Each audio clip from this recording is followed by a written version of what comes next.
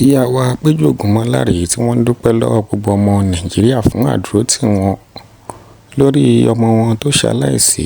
ẹ̀yin náà ẹ jẹ́ ká gbọ́ ọ̀rọ̀ lẹ́nu wọn. To my dearest fans, colleagues, family and supporters across the world. Láti bí oṣù méjì sẹ́yìn tí mo ti lose ọmọ mi ni mo ti wà nínú ìpòrúurú ọkàn àti ìbànújẹ́. Àmọ́ bí mo ṣe wà nínú ìbànújẹ́ yìí, bẹ́ẹ̀ ni gbogbo àgbáyé jẹ́ kí n mọ̀ wípé àwọn wà lẹ́yìn mi. Mo rí ìfẹ́ tẹ́ fi hàn mí o. Mo ń fìlẹ̀ àdúrà yín. Ìtọ́jú yín gbogbo ẹ̀ náà ni mo rí. Ẹ ṣé mo dúpẹ́ o. From the bottom of my heart, I want to say a very big thank you to everybody across the world. Mo mọ̀ lórí o. Orin ìgbàgbọ́ kan sọ wípé ìgbà tó bá tẹ́ wá lọ́rùn, you are the most high. Bí ó dẹ̀ tẹ́ wá lọ́rùn, you are the most high God. Mo ti gbà fọ́lọ́run pátápátá. Ẹ ṣé mo dúpẹ́. Mo mọ̀ lórí.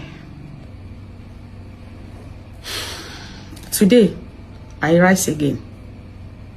Not because the pain is gone, but because I know Ayomekun will want me to.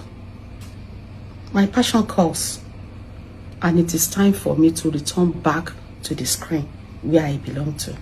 To all filmmakers, directors, producers, and my industry colleagues out there, I am back, stronger and wiser. Let's make magic again. Iṣẹ́ yá. tó ọ̀rọ̀ lẹ ti gbọ́ yẹn lẹ́nu ìyá wa Péjú Ògúnmọ́lá. Abíamọ ò ní fojú sunkún ọmọ. Ọlọ́run á rọ̀ wọ́n lọ́kàn.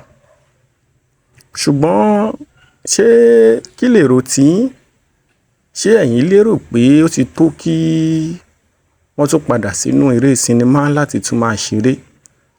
Àbí ẹ̀yin rò pé kò tí ì yẹ kí wọ́n bọ́ sí gbàgede eré orí ìtàgé láti tún máa lọ location káàkiri?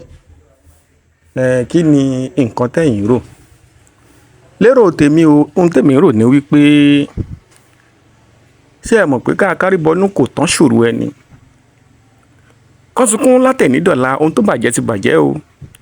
Ohun tó sì ti bàjẹ́ kò ṣeé túnṣe mọ́. Ṣùgbọ́n mò ń fàsìkò yìí bẹ̀ Ọlọ́run ọba pé kó rọ̀ wọ́n lọ́kàn lẹ́ẹ̀kan sí. Ṣùgbọ́n ṣé ẹ mọ̀ nǹkan kan ni pé location, pé kán máa lọ bí eré káàkiri, ó máa ń mú ọ̀pọ̀lọpọ̀ òṣèré orí ìtàgé gbàgbé gbogbo ìrònú wọn o. Tó bá ti débi iṣẹ́, wọ́n á rí oríṣiríṣi nǹkan, oríṣiríṣi àwọn èèyàn náà máa bá pàdé ńbẹ̀. Á máa mú wọn gbàgbé ìṣòro wọn. Ọ̀pọ̀lọpọ̀ ló ní ìṣòro nínú eré orí ìtàgé, ṣùgbọ́n tí wọ́n bá wà lẹ́nu iṣẹ́ wọn, wọ́n á gbàgbé pé àwọn ní ìṣòro dìgbà tó bá délé kán tó mọ̀ pé nǹkan kùn díẹ̀ káàtó fáwọn. Ní èrò tèmi o, èmi lérò pé àyábẹ́lẹ̀ ó bí aré. A dẹ̀ ń fi àsìkò yìí bẹ̀ gbogbo àwọn eléré orí ìtàgé pé kán jọ̀ọ́ kán dákun, kán bá wa pè ìyá wa sí iṣẹ́. Olówó ńláńlá, olówó iyebíye.